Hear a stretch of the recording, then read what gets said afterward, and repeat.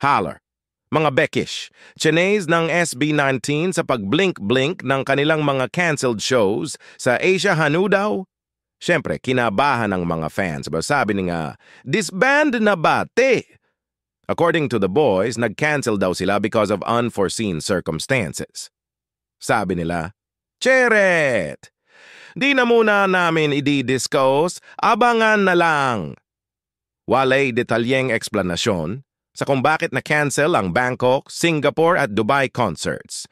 Nagsorry at nagsabing, dahil sa well-being ng mga katawang lupa namin, kaya po cancel muna.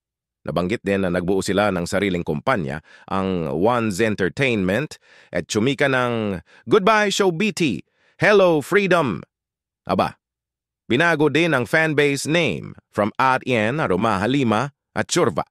Tinanggal pa ang SB19 sa mga EG bio para kumawala sa kakaibang trip ang mga fans, todo suporta sa comment section.